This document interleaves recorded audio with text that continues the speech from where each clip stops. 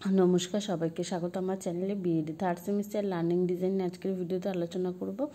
আর আজকে লাইফ সায়েন্সের learning design নিয়ে আলোচনা করব। আগে 5টা লার্নিং ডিজাইন আপলোড করা আছে, এটার মধ্যে 6 নম্বর লার্নিং ডিজাইন। যারা এখনও সেগুলো লেখনি প্লেলিস্ট চেক করে অবশ্যই দেখে নিও। আর যারা চ্যানেলটিতে নতুন আছে অবশ্যই একটা সাবস্ক্রাইব করে দিও, ভিডিওটি ভালো লাগলে একটা লাইক করে দিও। দেখো, আজকে ক্লাস 9-এর উপর লার্নিং ডিজাইন নিয়ে আলোচনা করব। আর এর একক হলো জৈবনিক প্রক্রিয়া। এর অন্তর্গত কিছু উপএকক আছে, সেগুলো হলো সালোক সংশ্লেষ, খনিজ পুষ্টি, বাষ্পমোচন, পরিবহন, রসের উচ্ছেদ, প্রাণীদের শ্বাসাঙ্গ। এবং 7 নম্বর বলা হচ্ছে ফুসফুস ও মানবদেহের শ্বাস প্রক্রিয়া। 8 নম্বর কোষীয় শ্বসন। 9 নম্বর পুষ্টির প্রকার। 10 নম্বর পৌষ্টিকতন্ত্র। 11 নম্বর হচ্ছে রক্তের উপাদান। 12 নম্বর রক্তের শ্রেণীবিভাগ। এবং 13 নম্বর বলা হচ্ছে মানব হৃৎপিণ্ডের অভ্যন্তরীণ গঠন। 14 নম্বর উদ্ভিদ রেচন। 15 নম্বর প্রাণী রেচনাঙ্গ। এবং 16 নম্বর হচ্ছে নিউরন। আর আজকের ভিডিওতে যেইটা নিয়ে আলোচনা হবে সেটা হলো ফুসফুস ও মানবদেহের শ্বাস প্রক্রিয়া। চলো স্টার্ট করছি। কি বলা হয়েছে যে শিখনের লক্ষ্য ও উদ্দেশ্য, কী কী জিনিস জানতে পারবে বর্তমান পাঠে বা শিক্ষার্থীরা স্মরণ করা থেকে। শিক্ষার্থীরা ফুসফুসের আবরণের নাম বলতে পারবে, শিক্ষার্থীরা বায়ুথলির কাজ বলতে পারবে। তারপরে অনুধাবন করা। অনুধাবন করার মধ্যে বলা হয়েছে যে শিক্ষার্থীর বাম ও ডান ফুসফুসের তুলনা করতে পারবে, শিক্ষার্থীরা শ্বাসকার্য ও শ্বসনের মধ্যে পার্থক্য নিরূপণ করতে পারবে। এরপরে আছে প্রয়োগ করা। প্রয়োগ করা থেকে কী কী জিনিস জানতে পারবে, যে শিক্ষার্থীরা ফুসফুসে অ্যালভিওলাই না থাকলে কী হবে বলতে পারবে, শিক্ষার্থীরা বাতাস কিভাবে প্রবেশ করছে শরীরের মধ্যে তা বোঝাতে পারবে। তারপরে আছে বিশ্লেষণ করা। বিশ্লেষণ করার মধ্যে বলা হয়েছে যে শিক্ষার্থীরা ফুসফুসের বিভিন্ন অংশের কাজের তুলনামূলক বিশ্লেষণ করতে পারবে, মানবদেহের সুস্থতার জন্য শ্বাস ব্যায়ামের কার্যকারিতা বিশ্লেষণ করতে পারবে, শিক্ষার্থীরা ফুসফুস স্পঞ্জের মতো হওয়ার কারণ বিশ্লেষণ করতে পারবে। এরপর আছে মূল্যায়ন করা। মানবদেহের শ্বসন প্রক্রিয়ার স্পঞ্জরাস্থিত ভূমিকা শিক্ষার্থীরা বিচার করতে পারবে। সৃজন করা। সৃজন করার মধ্যে বলা হয়েছে যে শিক্ষার্থীরা মানুষের ফুসফুসের সাহায্যে শ্বসন পদ্ধতিতে যুক্ত অঙ্গ সমূহের চিত্র অঙ্কন করতে পারবে, শিক্ষার্থীরা মানুষের প্রশ্বাস কৌশলের চিত্র অঙ্কন করতে পারবে। তারপরে পরবর্তী পয়েন্ট হলো পাঠের প্রেক্ষিতে শিক্ষার্থীর বিশ্লেষণ। বর্তমান পাঠ ফুসফুস ও মানবদেহের শ্বাস প্রক্রিয়া পাঠদানের পূর্বে শিক্ষার্থীদের সাধারণ বৈশিষ্ট্যাবলী এবং প্রারম্ভিক আচরণ সুনিশ্চিত করার জন্য শিক্ষক মহাশয় কিছু প্রশ্ন করবেন, যথা আমাদের বেঁচে থাকার প্রয়োজনীয় উপাদান কী কী। তারপরে বলা হয়েছে বাতাসের কোন গ্যাস বেঁচে থাকার জন্য প্রয়োজন, আমাদের কোন অঙ্গের সাহায্যে অক্সিজেন গ্যাস দেহে প্রবেশ করে, এই অক্সিজেন গ্যাস নাকের বহিরন্ধ্র দিয়ে প্রবেশ করে কোথায় যায়, হচ্ছে ফুসফুস থেকে কোন গ্যাস বহিঃনাসারন্ধ্রের মাধ্যমে পরিবেশে ছাড়ে মানুষ, হচ্ছে শরীরে অক্সিজেনের প্রবেশ ও কার্বন ডাই অক্সাইডের নির্গমন বিশেষ পদ্ধতি দ্বারা ঘটে, তার নাম কি বলতো। এরপরে দেখো বলা হয়েছে শ্রেণীতে 9ম শ্রেণী ফুসফুস ও মানবদের শ্বাস প্রক্রিয়া। এখানে এটা হচ্ছে তারিখ দেওয়া আছে। তারপরে ওটা হচ্ছে শ্বাস প্রক্রিয়া। এবার এখানে ফুসফুসের যে গঠন একটা ছবি দেওয়া আছে, দেখো প্লুরা ফুসফুসের যে বাইরের আবরণটাকে সেটা তীরচিহ্নের মাধ্যমে দেখানো হয়েছে। তারপরে ট্রাকিয়া ত্রিকোণাকার যে প্লাস এক জোড়া ফুসফুসের পর্দা প্লুরা, যেটা বললাম মাত্র বাইরের যে আবরণটাকে তাকে বলে প্লুরা। তারপরে এটা হচ্ছে ট্রাকিয়া। ব্রঙ্কাস, ব্রঙ্কাস থেকে ব্রঙ্কিওল, ব্রঙ্কিওল থেকে বায়ুথলি, বায়ুথলি থেকে রক্ত দ্বারা ওটো গৃহীত হয়। এরপর আছে অবস্থান। অবস্থানে 1 নম্বর বলা হয়েছে যে বক্ষপঞ্জরের মাঝে, 2 নম্বর ওটা যে হৃৎপিণ্ডের দুপাশে, 3 নম্বর মধ্যচ্ছদার উপরে, প্রশ্বাস ও বায়ুর গতিপথ, বহিঃনাসারন্ধ্র, নাসাপথ, অন্তঃনাসারন্ধ্র, মুখবিবর, গ্লটিস, ল্যারিংস, তারপরে ট্রাকিয়া, সেখান থেকে ব্রঙ্কাস, ব্রঙ্কাস থেকে ব্রঙ্কিস। নিঃশ্বাসে বায়ু ঠিক বিপরীত পথে চালিত হয়। এর পরবর্তী পয়েন্ট বলা হয়েছে যে শিখন সহায়ক উপকরণের প্রস্তুতি ও নির্বাচন। উক্ত বিষয়টি জানতে ও বুঝতে হলে শিক্ষার্থীকে নিম্নলিখিত উপকরণগুলো সংগ্রহ করতে হবে। 1 নম্বর বলা হয়েছে শিক্ষা সহায়ক উপকরণ নির্বাচন। শিক্ষক মহাশয় উক্ত বিষয়টি পাঠদানকালে শিক্ষার্থীর সুবিধার জন্য যে শিক্ষা উপকরণগুলি ব্যবহার করবেন তা হলো বিশেষ উপকরণ। বিশেষ উপকরণের মধ্যে কি বলা আছে দেখো, পাঠ্যপুস্তক। যেই বইটা পড়ানো হবে সেই পাঠ্যপুস্তক এবং কোন রাইটারের লেখা সেটা লিখতে হবে। সহায়ক গ্রন্থ, অর্থাৎ এর সঙ্গেও যে কিছু সহায়ক গ্রন্থ যেমন এখানে ব্যবহার করা হয়েছে উচ্চ মাধ্যমিক কোষ জীববিদ্যা, সেটা। চার্ট ও মডেল, পাঠদানের জন্য ফুসফুসের সাহায্যে মানুষের শ্বসন ও মানুষের প্রশ্বাস কৌশলের চার্ট এবং মানব ফুসফুসের মডেল প্রয়োজন। উক্ত চার্ট ও মডেল তৈরি করে নিতে হবে। তারপর এটা হচ্ছে সাধারণ উপকরণ। উক্ত বিষয়টি পাঠদানের জন্য ব্যবহৃত সাধারণ উপকরণগুলি হলো চক, ডাস্টার, ব্ল্যাকবোর্ড। এরপরে আছে শিখন কৌশল। শিখন কৌশলের মধ্যে প্রথমে আমরা ছক করে নেব, সেখানে বাঁদিকে লিখব শিখন ক্ষেত্র আর ডান দিকে প্রাসঙ্গিক কৌশল। ফুসফুসের গঠন, দেখো প্রতিপাদন পদ্ধতি। উক্ত বিষয়টি পাঠদানের পূর্বে শিক্ষক মহাশয় ফুসফুসের চিত্র এবং মডেল শিক্ষার্থীর সামনে উপস্থাপন করবেন। ফুসফুসের বিভিন্ন অংশগুলো চিহ্নিত করবেন এবং O2 পূর্ণ বাতাস শরীরে কোন কোন অঙ্গে বাহিত হয়ে ফুসফুসে আসে ও তার থেকে রক্তে মিশে রেখাচিত্র দিয়ে তা বুঝিয়ে দেবেন। এরপর আছে মানবদেহে শ্বসন প্রক্রিয়া, প্রশ্বাস। প্রশ্নোত্তর পদ্ধতি, উক্ত বিষয়টি পাঠদানের পূর্বে শিক্ষক মহাশয় শিক্ষার্থীকে কিছু প্রশ্ন জানতে চাইবেন, যথা তোমরা কাটা মুরগির মাংস দেখেছ? তারপর হচ্ছে পাঁজরের হাড়ের ফাঁকে হালকা লাল স্পঞ্জের মতো অংশটি কি বলো তো? তোমার দেহে ফুসফুস কোথায় আছে? এরপরে জিজ্ঞাসা করবেন যে তুমি খুব জোরে শ্বাসবায়ু বহিনাসারন্ধ পথে দেহে প্রবেশ করাচ্ছ, তখন তোমার বুকের পাঁজর ও মধ্যচ্ছদার কি পরিবর্তন হচ্ছে বলো। পাঁজর ওপরে আর মধ্যচ্ছদা নিচে নেমে গেলে বক্ষ গহ্বরের আয়তন বৃদ্ধি পাবে না কমে যাবে? তারপরে বলা হয়েছে যে বক্ষ গহ্বরের আয়তন বৃদ্ধিতে অন্তঃপ্লুরা অঞ্চলে কি পরিবর্তন হবে? অন্তঃপ্লুরা চাপ কমে গেলে ফুসফুসে কি পরিবর্তন হয়? পরবর্তী প্রশ্ন, ফুসফুস প্রসারিত হওয়ার ফলে কি ঘটবে?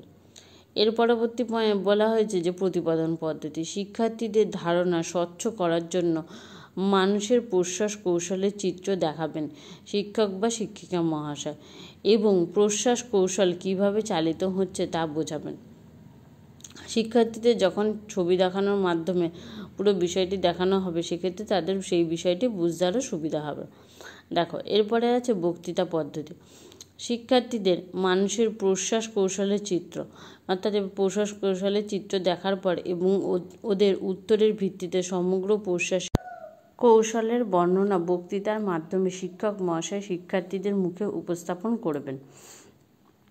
এরপরে আছে নিঃশ্বাস প্রতিপাদন পদ্ধতি। উক্ত বিষয়টি পাঠদানের সময় শিক্ষক মহাশয় মানুষের নিঃশ্বাস কৌশলের চিত্র শিক্ষার্থীদের দেখাবেন এবং নিঃশ্বাস পদ্ধতি ব্যাখ্যা করবেন। এইভাবে করে তোমরা সম্পূর্ণ ছকটা লিখে নেবে। চলো এর পরবর্তী পয়েন্ট কী আছে সেটা দেখে নিই। এর পরবর্তী পয়েন্টে বলা হয়েছে মূল্যায়নের নকশা। পাঠ শেষে শিক্ষার্থীদের নবলব্ধ জ্ঞান যাচাই করতে নিম্নলিখিত প্রশ্নমালাটি দিয়ে দেওয়া হলে যা তারা বাড়িতে অনুশীলন করবে। এটা ওয়ার্কশিট বলে, অর্থাৎ পুরো বিষয়টি পড়ানোর পর শিক্ষার্থীদের বাড়িতে করতে দেওয়া হবে। বলেছে সঠিক উত্তরের পাশে রাইট চিহ্ন দাও। মানবদেহের ডান ফুসফুসটি 1, 2, 3, 4 খণ্ড বিশিষ্ট, কোনটা হবে? বি বলা হয়েছে ফুসফুসের আবরণের নাম কি? মেনিনজিস, পেরিকার্ডিয়াম, ক্যাপসুল, প্লুরা। দেখো ওখানে তোমরা ছবির মাধ্যমে দেখে নিয়েছো কোনটা। তারপর এটা হচ্ছে শূন্যস্থান পূরণ করো। ফুসফুসে অসংখ্য ক্ষুদ্র ক্ষুদ্র ড্যাশ থাকে। বি বলা হয়েছে ফুসফুস থেকে নির্গত নালী যা ট্রাকিয়ার সঙ্গে যুক্ত তার নাম ড্যাশ। 3 নম্বর বলা হয়েছে নিম্নলিখিত প্রশ্নগুলোর উত্তর দাও। এ শ্বাসকার্য ও শ্বসনের মধ্যে পার্থক্য কী? বি বলা হয়েছে ফুসফুস স্পঞ্জের মতো হওয়ার কারণ বিশ্লেষণ করো। সি প্রশ্বাস কৌশলে যুক্ত বিভিন্ন অঙ্গের নাম ও কাজ লেখো। তারপরে 4 নম্বরে বলা হয়েছে যে মানুষের নিঃশ্বাস ও প্রশ্বাস কৌশলের চিত্র অঙ্কন করে চিহ্নিত করো। পরবর্তী পয়েন্ট হচ্ছে সংশোধনী পাঠের প্রয়োজনে শিক্ষার্থীদের দুর্বলতা নির্ণয়। বর্তমান পাঠের মূল্যায়নের পর যদি শিক্ষার্থীদের কোনো দুর্বলতা নির্ণীত হয় তবে তার পৃথক সংশোধনী পাঠের ব্যবস্থা করতে হবে। এরপরে দেখো এই যে পুরো বিষয়টা তোমাদের পড়ানো হলো লার্নিং ডিজাইনটা, এই পরিপ্রেক্ষিতে কিছু টিএলএম বা চার্ট তোমরা কী কী জিনিস আঁকতে পারবে তার কিছু নমুনা এখানে দিয়ে দেওয়া হলো, যেগুলো তোমাদের হেল্প হবে। এক্ষেত্রে দেখো এখানে তোমাদের ফুসফুসের এখানে 2টো ছবি দেওয়া হয়েছে। এগুলো তোমরা টিএলএম বা চার্ট হিসাবে ব্যবহার করতে পারো। এগুলো তোমরা দেখে নাও। আর এছাড়াও আলাদা করে ওটা হচ্ছে টিএলএম এবং চার্টের লাইফ সায়েন্সের উপর ভিডিও দেওয়া আছে, সেটা তোমরা দেখে নিতে পারো। ওখান থেকে তোমরা পেয়ে যাবে সমস্ত টিএলএম এবং কোনগুলো টিএলএম চার্ট হিসাবে ব্যবহার করতে পারবে। দেখো এখান থেকে পরপর ছবিগুলো তোমরা দেখে নাও।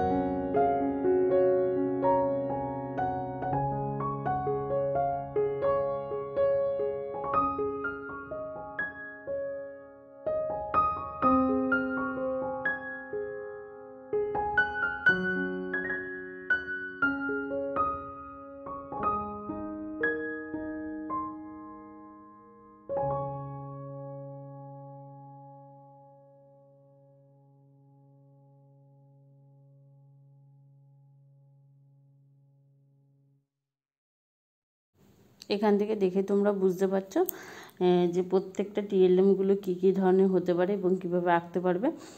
তাহলে এইভাবে করে প্রত্যেকটা টিএলএম তোমরা রেডি করে নিও। এবং এই পর্যন্তই ছিল সম্পূর্ণ ভিডিওটি। ভিডিওটি ভালো লাগলে অবশ্যই একটা লাইক করে দিও।